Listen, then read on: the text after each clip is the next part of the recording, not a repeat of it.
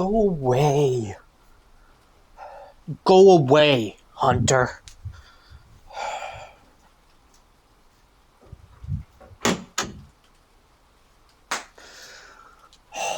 Of course. Can't even have 5 minutes to myself.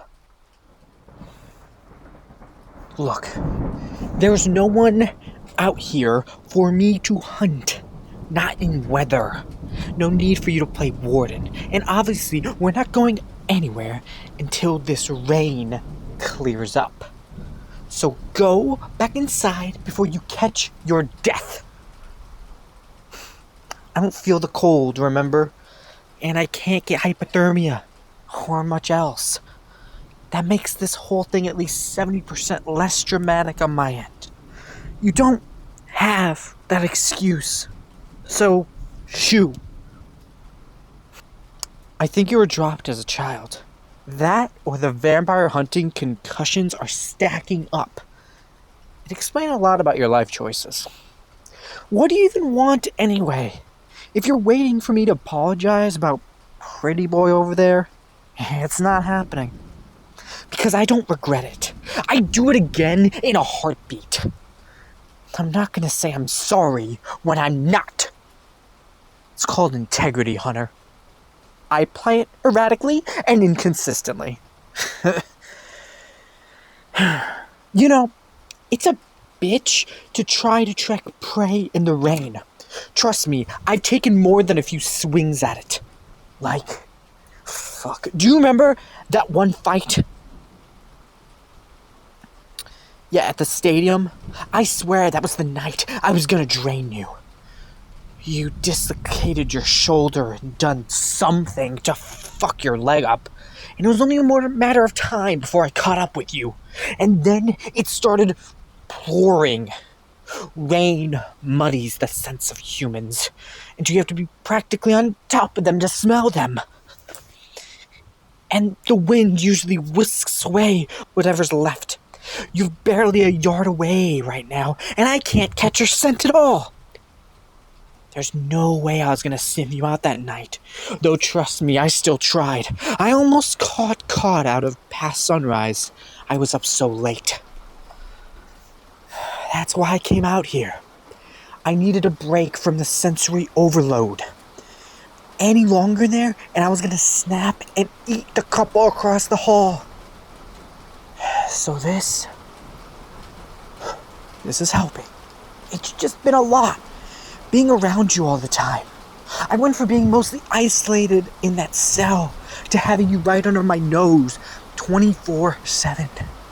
Saying the adjustment's been rough is an understatement. Not to mention, I'm not exactly at my best right now. The bags make me feel sluggish, cold. I don't feel the cold, but I still feel cold, you know? I can feel not warm.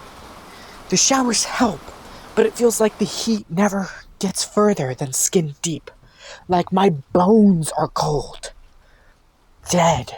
Like I'm only half alive. I mean, my regular percentage around 80% alive. 75 on a bad day. The torture basement was like 4, so that definitely wasn't fun. But this isn't either. I'm not starving to death, I don't think. But I'm not really functioning either. It's like some fucked up hell on earth version of purgatory. If I felt like this all the time, I might actually agree with the whiny bastards who go on and on about vampirism being a curse. About us being soulless husks, condemned to wander the earth until we atone for our sins or whatever the fuck. If I felt like this all the time, I might actually agree. I never really got that shit.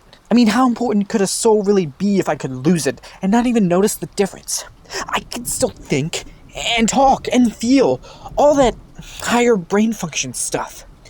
Even if we take for granted that souls exist, if there's no functional difference between a being with a soul and one without one, then what even is a soul?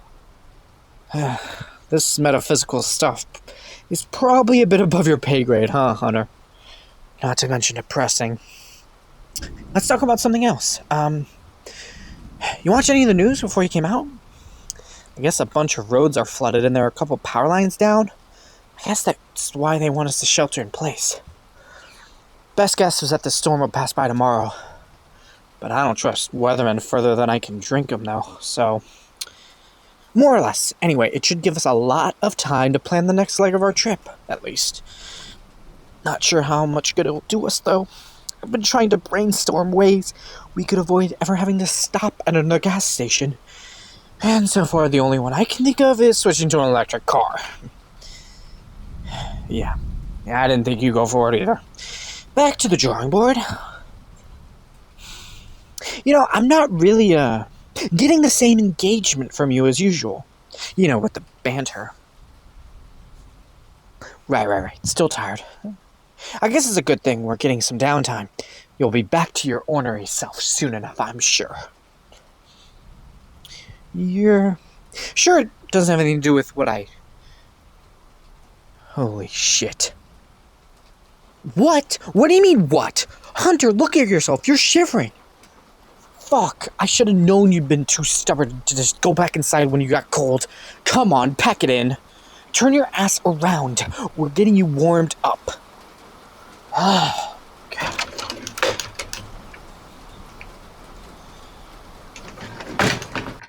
Bathroom. Now. God, you're a mess. Start toweling off. I'll get you some dry clothes. Where's your bag? Of course you don't fold your clothes. Why am I even surprised? Pants. Where are the pants? Okay, I got the pants. Now I just need to find... What? Oh, yeah, shit, sorry, coming right up. Here, nice and dry. Yeah, I'm turning around. You act like I don't respect your boundaries. Okay, first, that was strictly in the pursuit of blood. This is completely different. I mean, don't get me wrong. I would love to see all the scars you've racked up and every soft, tender place I could sink my fangs. Find unblemished skin just so I could mark it up. Ghost my mouth over your old battle wounds. Did I have a point? I think I had a point. Anyway, Cupcake, anything you want to tell me? Well, I, did tell you you'd catch your death out there, but no, that's not what I was getting at.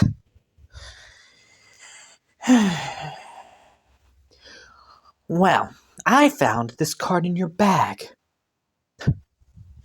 Oh, really? Because I'm looking at it right now.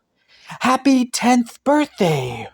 Only someone, for some unknown reason, has added an extra 0 on there. Oh, and because this is a card for a 10-year-old, it's Batman themed. This card is late because I was helping Batman fight crime. Happy belated birthday. Yeah, sure. Yeah, no, I totally believe you. That makes perfect sense. I mean, it's too bad, because if this had been for me, I would have said you were sweet. Not that that's news. Would a bite for the belated birthday vampire be too much to ask? Okay, I'll leave off. But, thanks. Really, with everything going on, I'm assumed you've forgotten all about it. It's not like, we were the cards and well-wishings type before this. Well, it's not a lavish party with the Life or Death Mario Kart, but I'll take it. Oh, it's like regular Mario Kart, but you play against a human, and if the human loses... Yeah, that's about the face I thought you'd make. At least it's a fun game.